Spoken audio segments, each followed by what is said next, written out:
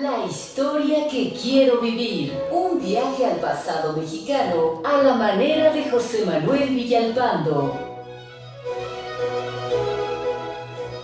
Amigas, amigos, muy buenas tardes tengan todos ustedes. Los saluda con el afecto de siempre José Manuel Villalpando aquí en una emisión más de este programa, La historia que quiero vivir, que estamos transmitiendo en vivo a través de los micrófonos y frecuencias de Radio Fórmula en el 103.3 de FM, en el 970 de AM también, aquí en la capital de la República Mexicana, en alguna que otra ciudad del interior del país donde pues nos permiten la competencia que nos hacen los automóviles de lujo, pero también llegamos a los Estados Unidos de América, naturalmente a Canadá, a Puerto Rico y a todo el mundo a través de internet en la página www.radioformula.com.mx. Repito, estamos aquí transmitiendo en vivo en esta tarde y les agradezco muchísimo sus amables comentarios y comunicaciones que, como ustedes saben, para comunicarnos están a su disposición el correo electrónico villalpandohistoriador@gmail.com y la página de Facebook Villalpando y la Historia, que están las dos a sus órdenes. Bueno, el día de hoy vamos a iniciar un tema nuevo. Creo que tengo algún ya saludito por aquí, algún mensaje. Muchas gracias, don Rolando Orozco, nuestro amigo de Puebla, que nos saluda desde aquella hermosísima ciudad, que está atento, dice él, al mejor programa de radio en materia histórica, lo cual le agradezco infinitamente. Creo que no hay ningún otro mensaje por el momento todavía, pero iniciamos hoy un tema nuevo. Pero antes de eso, déjenme comentarles que hoy, que es 14 de julio, es el día de la Revolución Francesa, y me encontré en YouTube un par de videos muy interesantes que al rato los voy a poner en mi propia página, porque es una película completa que dura 5 horas, son 2 tramos de 2 horas y media cada uno. La oficial que realizó el gobierno francés en el año de 1989, con muchas estrellas cinematográficas, con motivo justamente de los 200 años de la toma de la Bastilla. Se las recomiendo. Está en francés, sí, evidentemente, pero tiene subtítulos en español. El título, si lo quieren buscar de una vez, es La Revolución Francaise, así como suena, 1 y 2 en español. Así lo pueden buscar en YouTube. Les va a encantar. Está muy bien hecha. Verdaderamente es una joya auténtica de la cinematografía, con una historia verdaderamente estremecedora. Y si no tienen ganas de ver Luis Miguel, como mucha gente no lo hace, si no tienen ganas de distraerse en otras cosas banales, de veras, regálense un rato de aprender historia de la Revolución Francesa con este par de videos que, repito, más tarde los voy a colocar en la propia página de Facebook como recomendación para este día, porque es verdaderamente interesante, como en la primera parte, que se llama Los Años Luminosos de la Revolución Francesa. En esta primera parte se ve el surgimiento de los ideales y cómo finalmente logran deponer al rey, pero la segunda parte es francamente espeluznante. Se llama Los Años del Terror y también vale la pena verse. También agradezco mucho a don Jorge Lozano, que dice que ya está listo para escuchar el programa. Don Carlos Prado desde Torreón dice que está listo, muchas gracias. Frida Meyers, que dice que si le puedo mandar un saludo a su papá Jesús García. Por supuesto, don Jesús García, está usted saludado. Muchas gracias. Y bueno, cambio de tema. Avisé en el Facebook y lo dije desde la semana pasada que entraríamos ya a un tema un poco más complejo, difícil, pero muy importante, porque créanme, he estado buscando y no hay mucho escrito en México, y ni menos en la radio, algún programa que haya examinado históricamente el pasado de la izquierda en México. Estos movimientos de izquierda, como generalmente se les califican a aquellos personas que ostentan una ideología, llamémoslo así, socialista, comunista, en sus diversas variables y vertientes, que hay muchas, como ahorita platicaremos, pero que en realidad han pasado desapercibidos. Solamente quiero recomendarles un libro que me pareció espléndido, que encontré hace unos días, que hay tanto en versión, por supuesto, impresa en papel, como versión también electrónica, que me pareció un libro verdaderamente muy interesante, de la pluma además de un investigador, escritor mexicano Carlos Illades. Carlos Illades es I latina, L-A-D-E-S, Illades. El libro se llama Nuestro Futuro y con subtítulo Historia de la Izquierda en México, que lo descubrí ya tarde cuando ya había yo preparado el programa, pero sin embargo lo estoy empezando a leer y me ha parecido verdaderamente sólido y sumamente importante e interesante. Se lo recomiendo positivamente este libro porque hay muy poco sobre el tema. ¿Qué es la izquierda? ¿En qué nos afecta la izquierda? ¿En qué nos beneficia la izquierda? ¿El gobierno nuevo que va a comenzar es de izquierda? Bueno, todo esto creo que amerita una retrospectiva histórica que intentaremos iniciar el día de hoy. No muy profunda, simplemente con un paseo panorámico a través de lo que ha sido en México este concepto de la izquierda. Pero déjenme empezar justamente con los días de la Revolución Francesa, precisamente que es cuando nace políticamente hablando el término de la izquierda.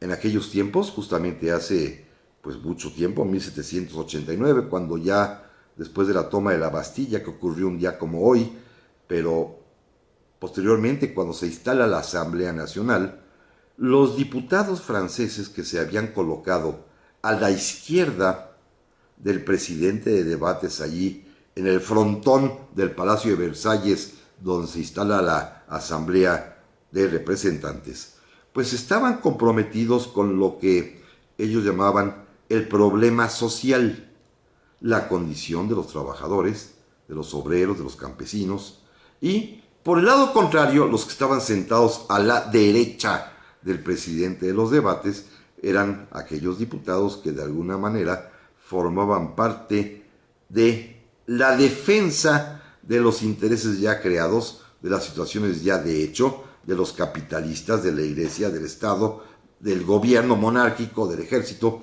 y pues se daban durísimos debates entre ambos, los de izquierda-derecha o derecha-izquierda, peleándose constantemente. Entre los de izquierda estaba por supuesto Robespierre, estaba naturalmente su joven ayudante Saint-Just, que era bárbaro, lo verán ustedes en esta película que les he recomendado, pero también estaba ahí Fouché y otros más, y combatían contra los de la derecha, intelectualmente hablando. De alguna manera, pues ahí va a surgir este término de que son de izquierda, de pensamiento de izquierda, de ideología de izquierda.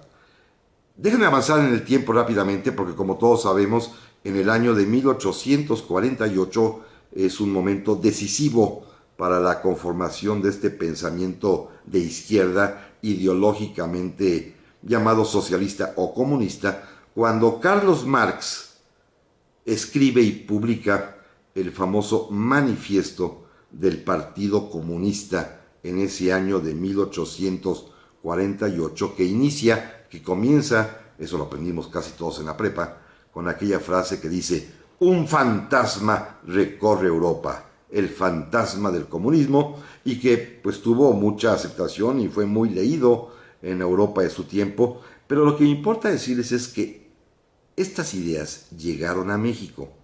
Llegaron a México desde mediados del siglo XIX, porque ya algunas ligeras pinceladas de socialismo, quizás más de Proudhon que de Marx, pueden advertirse si uno lee con cuidado las obras y los trabajos de este gran mexicano jalisciense de nombre Mariano Otero, pero también se puede notar en las aportaciones y en el pensamiento de este otro potosino, Ponciano Arriaga, que va a ser diputado constituyente en 1857. Ya en ambos se ve un pequeño trazo de ideas que podríamos llamar de izquierda, para no calificarlas ni socialistas ni comunistas, simplemente de izquierda con preocupación social. Pero más adelante, ya en pleno porfiriato, es cuando de alguna manera los propios círculos obreros van a empezar a recibir estas ideas como una influencia muy clara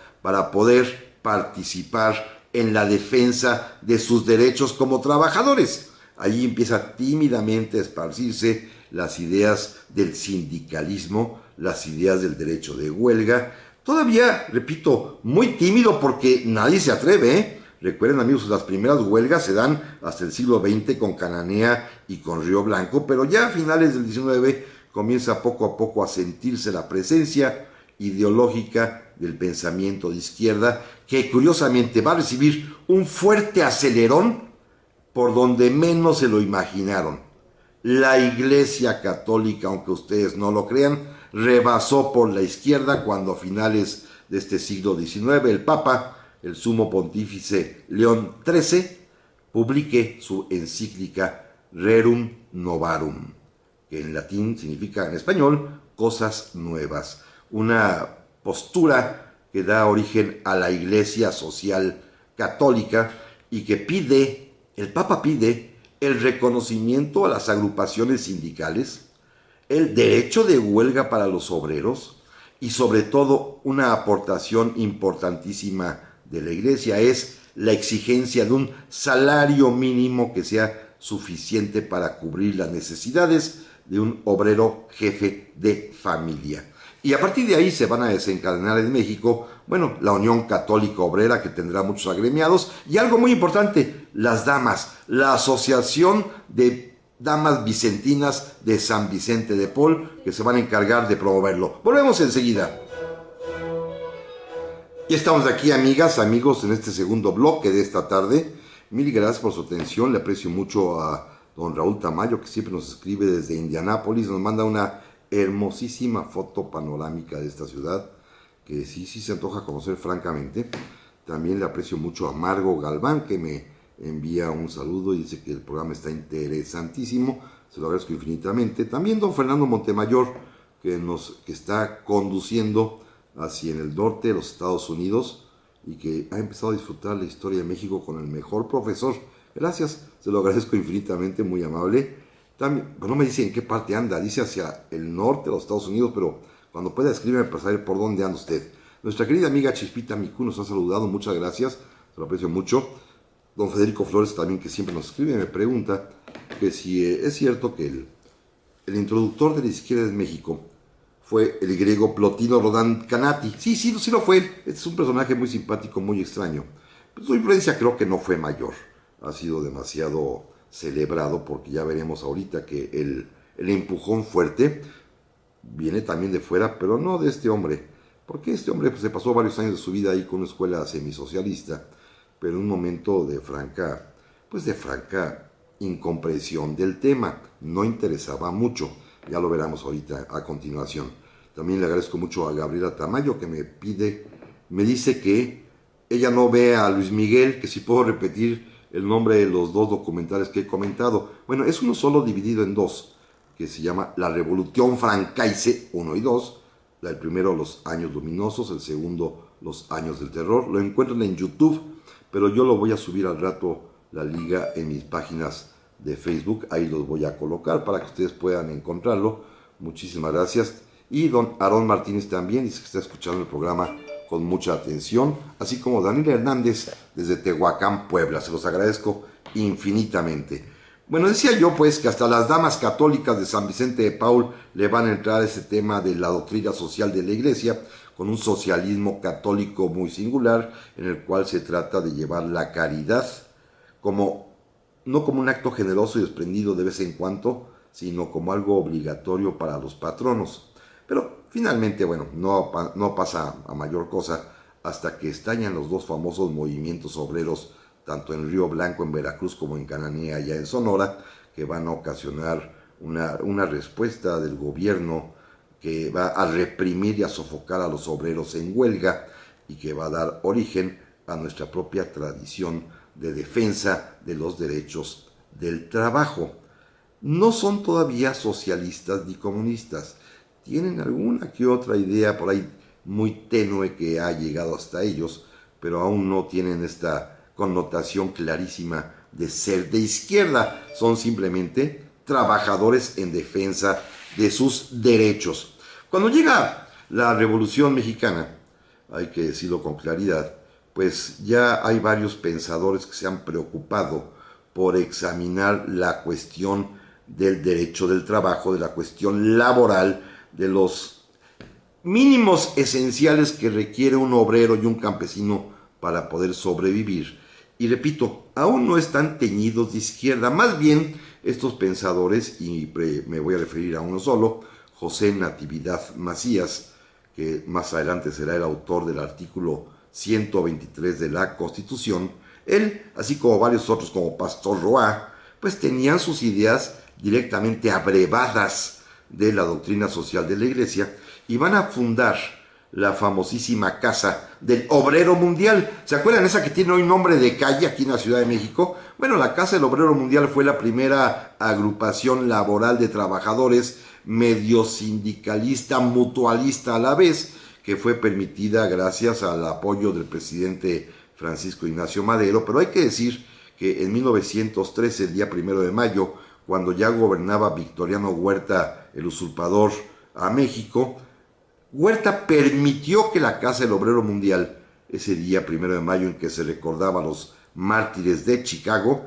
se hiciese el primer desfile obrero en México. Lo permitió el dictador Huerta, es algo curioso. Claro, después va a disolver la Casa del Obrero Mundial, pero sin embargo, los obreros afiliados a ella, que ya tienen quizás un poco más de ilustración política y naturalmente ya con sus líderes con lecturas de izquierda, quizás del propio Marx, por lo menos el manifiesto del Partido Comunista, van a huir de la Ciudad de México para integrarse a los ejércitos de Álvaro Obregón y van a formar lo que se llamó en la jerga revolucionaria los batallones rojos. Rojos porque así era su bandera y su uniforme, el color además de la izquierda, el color rojo, el color del comunismo, y pues van a combatir en los campos de batalla de la revolución a grado tal que van a ser decisivos, por ejemplo, cuando Obregón derrote a Villa ya en los campos de Celaya, batalla de la que ya hemos platicado aquí en este programa. Esto va a dar como consecuencia que cuando se discuta en Querétaro en 1917 la Constitución, la de hace ya un siglo y un año, pues la presencia de las ideas de izquierda ya sea clara, nítida en el constituyente, esbozada y defendida por los que se llamaron el Grupo Radical, que encabezaba el diputado claramente de izquierda, Francisco J. Mújica. Fíjense qué curioso, es un hombre de izquierda, es uno de los procomunistas mexicanos, y para hacerlo, ¿dónde creen que estudió marxismo? ¿Dónde creen que leyó las obras de los principales filósofos del pensamiento comunista y socialista? Pues donde él estudiaba, en el seminario de Zamora, Michoacán, en donde había una preparación muy amplia que le permitió al propio joven Mújica pues leer estos libros que estarían seguramente prohibidos o difícil acceso al resto de la población, y que él solito podía simplemente pues acercarse a ellos, darle lectura, aprender y después llegar a exponer sus propios principios, sus teorías en foros tan elevados como el Congreso Constituyente. Allí, en 2 artículos de la Constitución, como todos lo sabemos, en el número 27 y en el número 123, van a quedar plasmadas ciertas ideas que ya tienen un olorcillo socialista, como en el artículo 27, que se propone limitar la propiedad privada, lo cual es una oferta claramente socialista o comunista, que ahorita veré la distinción, o también en el artículo 123, en donde se establecen los derechos mínimos que tienen los obreros y los campesinos. Porque, bueno, ¿cuál es la diferencia? Bueno, hay una diferencia teórica entre un socialista y un comunista, y una diferencia que puede entenderse a partir de las distintas posiciones que cada uno asume, estando frente a 3 interrogantes fundamentales. Miren, amigos, esto es capital para entenderlo. Con respecto a la igualdad social o a la desigualdad social que existe, un socialista pelea por reducirla y por compactarla y por hacerla menos abierta.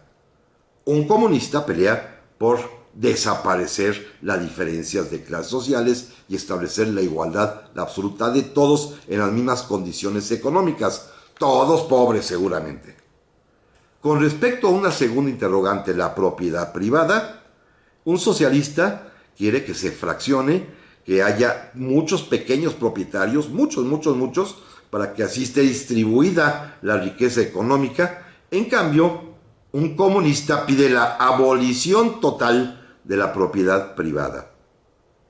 Y por último, con respecto al reparto de los productos del trabajo, un socialista quiere que cada quien obtenga lo que aporte.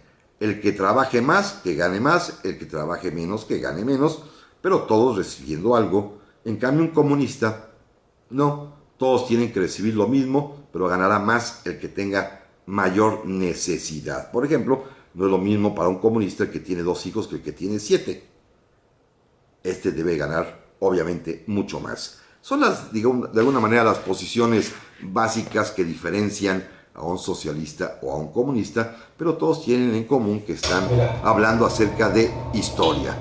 Esto es algo sumamente importante.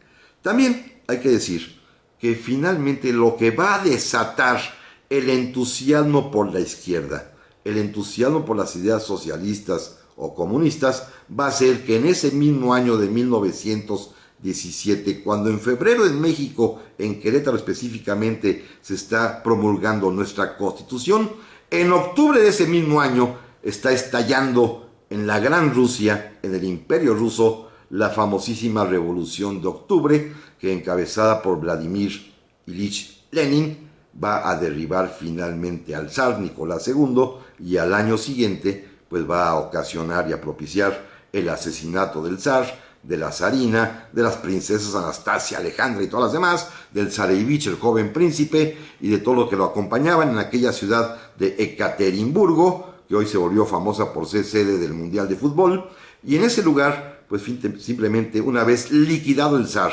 con el triunfo indiscutible de los bolcheviques, como le llamaban al partido de Lenin, se va a instituir el gran partido comunista de la nueva Unión de Repúblicas Socialistas Soviéticas, y la primera medida de Lenin, una vez haciéndose del poder, fue propagar su movimiento, propagar sus ideas comunistas a todo el mundo, y para lo cual va a fundar la que se llamó Tercera Internacional, uno cuyos principios fue llevar estas ideas a todo el mundo: la lucha contra el capitalismo, la dictadura del proletariado, la abolición de las clases sociales, ideas que debían difundirse a todos los países, a todos, e inclusive a un país al cual Lenin le tenía echado el ojo, a México, por supuesto, lugar, país a donde va a enviar a alguien. Volvemos enseguida.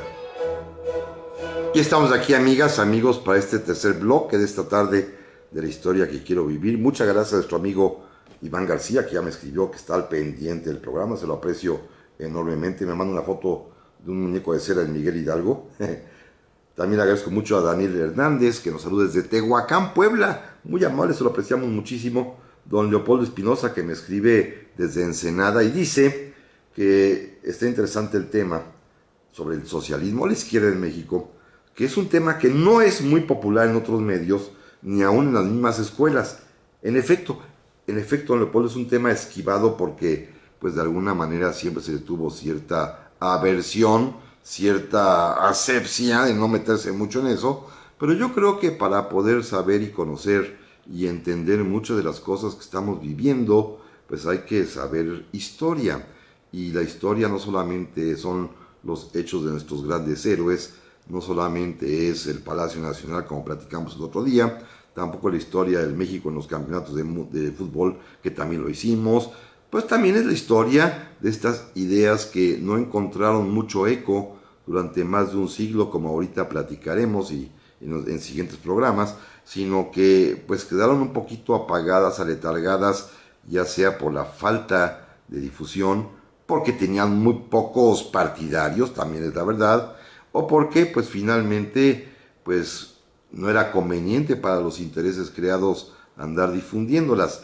No digo ni las califico que sean buenas o malas, simplemente son ideologías que han pues tenido lugar en México, como ahorita comenzaremos a platicar de ellas ya casi al final del programa, ¿verdad? Pero vamos a empezar a entrarle al tema y veremos cómo de alguna manera, aunque no han sido decisivas, sí han estado formando parte de este entramado colectivo que somos los mexicanos de hoy en día, en donde confluyen ideas liberales, conservadores y medio de izquierda, en todos, porque todos tenemos esta parte de este tripié ideológico que nos sostiene. Somos liberales todos para muchas cosas, conservadores para muchas otras y abiertamente generosos y solidarios y ligeramente socialistas para muchas otras también. Esto es algo muy muy normal. También a don Ernesto Bernal le agradezco mucho que me haya corregido, aunque él mismo se autocorrigió, porque la Revolución de Octubre para efecto nuestro ocurrió en noviembre, pero para efecto ruso fue en octubre porque llevaban un calendario el juliano conforme a la Iglesia Ortodoxa, así que así se le conoce, así se le quedó, y pues yo hice nada más que transmitir el nombre común que se le conoce a la Revolución de Octubre, sabiendo que es en noviembre. Gracias, don Ernesto Bernal. Don Jaciel Ponce también, que me pregunta que cuál diría yo que es el mejor representante de la izquierda, ya sea presidencial o de un congreso. Pues no lo sé, es más, les digo, yo tengo todavía duda de si el gobierno nuevo será de izquierda. Puede ser que tenga cierto matiz, pero no lo sé. Una izquierda moderna como la que existió en España en los tiempos del presidente de gobierno Felipe González, o como la socialdemocracia alemana de los años, pues de 1990 más o menos, pues no sé si México ya estará preparado para tenerla, porque hemos tenido gobiernos de izquierda en México, pero ya llegaremos ahorita y verán ustedes que eran gobiernos de izquierda de dientes para afuera, pero hacia adentro, nanay, nada de izquierda, pura derecha. También don Pedro Rodríguez León, le agradezco mucho, nos está escuchando desde San Miguel Iztapalapa, dice que es interesante, muchas gracias. Don Fernando Paulina Bedillo, también muy amable, nos saluda desde Morelia, que cosas tan curiosas de nuestros presidentes, no me dice aquí, que está escuchando con su familia, y que cuando todos éramos jóvenes somos socialistas, pero que con el paso del tiempo somos capitalistas. Sí, es una frase muy antigua que dice que quien a los 20 años no tiene ideas de izquierda, pues es un joven sin corazón, y quien a los 40 años la sigue teniendo, pues es un adulto sin cerebro. Es una manera también de describir la misma frase como usted me lo señala. Bueno, debo comentar algo para continuar ya enseguida, que decía yo que en 1919 con la revolución, perdón, cuando llega a México el enviado del Comintern, de este Comité Central del Partido Comunista Soviético, al cual Lenin dirigía, decidió enviar representantes a todos los países, y a México mandó a un señor que se llamaba Mijaíl Borodin. Y este señor Mijaíl Borodin llegó a México y es el que se va a encargar de formar y constituir el Partido Comunista Mexicano. Fíjense, es muy curiosa la historia a este señor que ha pasado desapercibido por completo y que merece una buena investigación en los orígenes del Partido Comunista Mexicano, pues ni quien le haga caso. En cambio, un siglo antes, ustedes recuerdan, le hemos platicado, cuando llega a México el embajador norteamericano Joel R. Poinsett y funda un partido político a través de la logia yorquina. No, bueno, a ese nos hemos acabado y con razón. Bueno, a este no hemos dicho ni una palabra, nadie dice nada. Tuvo que venir un ruso comunista amigo de Lenin para fundar en México el Partido Comunista Mexicano hacia diciembre del año de 1919, y a partir de ahí aparece este primer partido comunista en México. Va a tener algunas primeras apariciones muy esporádicas, no con el nombre de Partido Comunista, sino como el nombre de Partido Socialista Yucateco, cuando allá en la península de Yucatán, un personaje muy famoso, Felipe Carrillo Puerto, vaya a empezar a aplicar políticas de corte socialista comunista entre los yucatecos, protegido por el gobernador del estado, un sonorense de nombre Salvador Alvarado. Este es un primer episodio de un gobierno que intenta aplicar medidas socialistas, sobre todo en contra de la entonces poderosísima casta dorada yucateca, estos hombres riquísimos que tenían fortunas inmensas, sobre todo a partir de la posesión y propiedad de grandes haciendas enequeneras.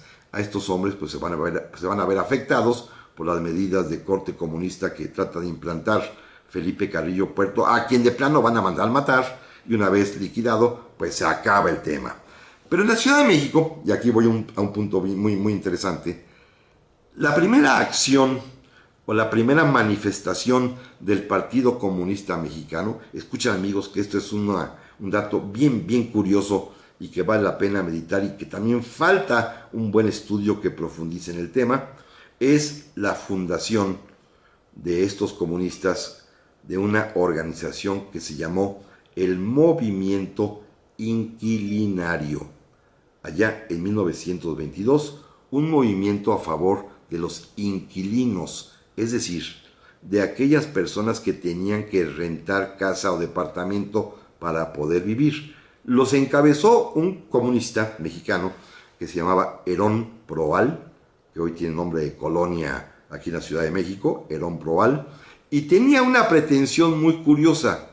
El partido o el movimiento inquilinario lo que pedía, fíjense amigos, era la expropiación o la confiscación de todas las casas y departamentos que se rentaban para que los inquilinos, los que pagaban la renta, se convirtieran en dueños de ellos.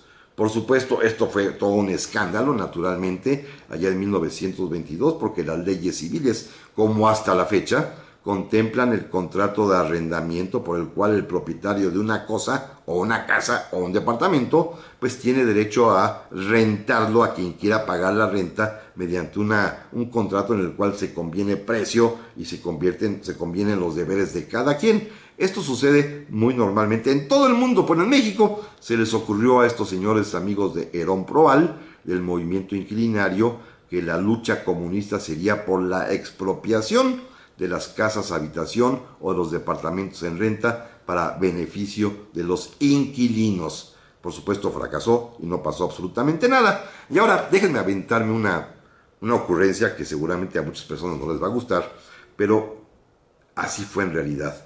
Es en estos años cuando aparece un personaje que va a ser fundamental en la historia de la izquierda en México. Y me refiero a ese gran pensador mexicano que fue un intelectual muy importante, Vicente Lombardo Toledano. Había sido parte de la generación de los 7 sabios, junto con Gómez Morín y otros más, un joven muy brillante, que además había sido alumno del famoso filósofo mexicano Antonio Caso, quien se solazaba al decir que sus 2 discípulos más importantes eran precisamente Vicente Lombardo Toledano y Manuel Gómez Morín. Fíjense amigos, Lombardo de izquierda totalmente, Gómez Morín de derecha completamente, los 2 muy amigos, los 2 discípulos de Antonio Caso que se reía de ellos, y cuando empezaban los 3 a platicar y de pronto Lombardo y Gómez Morín se acaloraban en el debate y comenzaban a discutirse, dicen que Antonio Caso, que era muy simpático, les decía: bueno, muchachos, Vicente, a ti te dejo con tus masas, Manuel, te dejo con tus misas, yo me voy con las musas. Dicen que esta era una frase bromista en la cual el maestro Caso pues descalificaba a ambos, uno por andar con las masas, el de izquierda, el otro por andar en las misas, el de derecha, y el mejor, el filósofo, se iba con las musas, que eran su perdición, como sabemos, porque don Antonio, aunque no venga al caso decirlo aquí, don Antonio Caso, no viene al caso, pero lo digo, falleció el pobre justamente cuando andaba de romance ligando a una sirvienta en la colonia Santa María, porque le gustaban mucho y se ponía en la propia Alameda de Santa María a ligar todas las tardes y se lo llevaba a un cuarto azotea que tenía por ahí en un edificio, y allí falleció el pobre por andar con las musas. Pero bueno, es otra historia. Bueno, aparece Lombardo Toledano, que va a ser el fundador de la CROM, la Central Revolucionaria de Obreros de México, que después le va a entregar al famoso líder, también que era un corruptazo, Luis N. Morones. Pero de esto platicamos en un momento más. Y estamos aquí, amigas, amigos, para este último bloque de esta tarde de la historia que quiero vivir. Muchas gracias a don Jorge Lozano, que me hace una apreciación muy cierta. Dice: en México hay republicanos, demócratas, socialistas, comunistas y chapulines. Estos últimos, don Jorge, abundan. Ya verá usted, en poco tiempo van a brincar de todos lados para caer hoy al nuevo partido que tiene la gran mayoría, van a brincar del antiguo PRD, van a brincar del PRI, no se diga, también habrá panistas que brinquen como ya brincaron. No, bueno, en este país el brincar y el chapulinazgo o el chapulineo es políticamente muy cierto desde hace 200 años que ya casi tenemos de ser nación independiente, ¿eh? El cambio de partido que antes se llamaba chaqueteros, hoy es el chapulinazgo, siempre con che. También don Jorge Eduardo Carrión Viramonte, le agradezco mucho. ¿Cuál es la relación que existe entre populismo y la izquierda? Toda y ninguna, porque también hay populismo de derecha. Mire, don Jorge, populista es el que promete y con eso gana la voluntad de la gente. Y la izquierda es el que se preocupa por lo social y la derecha normalmente por las cuestiones económicas.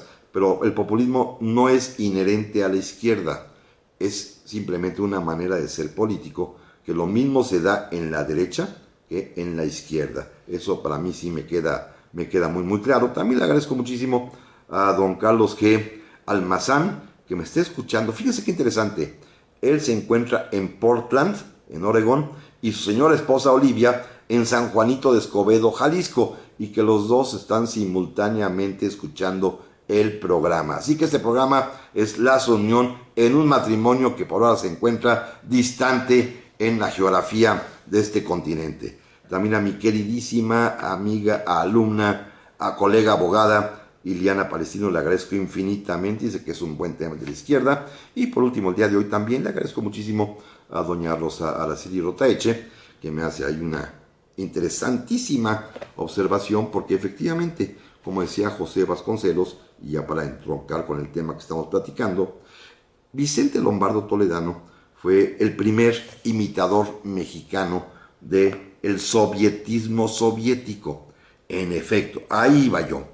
Lombardo Toledano, este hombre intelectual, este hombre discípulo de Caso y amigo de Gómez Morín, el que prefería ir con las masas mientras el otro iba con las musas, y el maestro con las musas y el otro amigo con las misas. Bueno, este hombre va a ser, sí, el intelectual mexicano de izquierda más importante, pero al mismo tiempo va a ser un esquirol del gobierno mexicano. Va a ser el hombre que va a servirle al Estado mexicano para tener controlada a la izquierda primero, a partir de la CROM, de la Confederación Regional Obrero Mexicana, y más adelante cuando funde, dirija y sea candidato siempre de aquel PPS, ¿se acuerdan? El Partido Popular Socialista, que era un partido paraestatal. Bueno, el bueno de don Vicente Lombardo Toledano, que era un tipazo y que era un intelectual, repito, se prestó toda su vida a ser un izquierdista orgánico al servicio del Estado mexicano. Pero bueno, mientras pues funda la CROM, funda también la Liga Nacional Campesina, que va a dirigir otro personaje con nombre de colonia hoy en día, Úrsulo Galván, y también, bueno, van a estar de plácemes porque la Unión Soviética, que es algo así como la meca que admira Lombardo Toledano, envía en un alarde de adelanto de la equidad de género, envía como embajadora a una mujer que dicen que era extremadamente atractiva y peligrosa, Alejandra Kollontai, que va a llegar como embajador a México. Estamos en el tiempo en el que los mexicanos empiezan a voltear hacia la Unión Soviética. Uno de ellos, Narciso Basols, se va a convertir en un socialista, más bien en un comunista verdaderamente furibundo, y cuando sea nombrado ministro o secretario de Educación Pública, será quien pretenda introducir en nuestro país, y lo consigue, la educación socialista, reformándose el artículo 3 de la Constitución para establecer aquello que hace poquito platicamos, ¿se acuerdan ustedes? De que la educación que imparta el Estado será socialista y tiene como misión el darle a los niños y a los jóvenes una visión exacta y racional del universo. Bueno, ni a Einstein, ¿verdad? Pero bueno, en fin, Basols pensaba que se podía hacer, y ya se había creado para entonces un Estado benefactor, primero con el presidente Calles, después ya más adelante con el presidente Cárdenas, en el cual, y eso es lo triste, el Estado mexicano y el gobierno mexicano del Partido Nacional Revolucionario, el antepasado más remoto, el abuelito del PRI actual, prometió justicia social con una bandera de izquierda, de preocupación por lo social, para darle al pueblo educación, salud, habitación, derechos mínimos, salario mínimo, por supuesto, pero al mismo tiempo lo engañó, y esto es lo más triste de todo, porque nunca hizo nada por abatir la desigualdad, nunca hizo nada por terminar con la pobreza, y al contrario siguió protegiendo, como lo hará aún el presidente Lázaro Cárdenas, a las clases capitalistas alta y media, y sobre todo a los inversionistas y a los empresarios, lo cual es clarísimo. Por esto, cuando llegue el año 1934, los socialistas se sienten muy fuertes, los comunistas más bien, y en ese año, en la elección presidencial, en la cual resultará electo el presidente Lázaro Cárdenas, va a competir por primera vez un comunista. El Partido Comunista Mexicano lanza su propio candidato, que se llama Hernán Laborde, y fíjense qué inteligente ha sido el gobierno mexicano. Cada vez que la izquierda, la auténtica, como en este caso el Partido Comunista, muy influenciado por los rusos soviéticos, por supuesto, pero cada vez que la izquierda tiene un asomo importante, ¿qué creen que hace el Estado mexicano?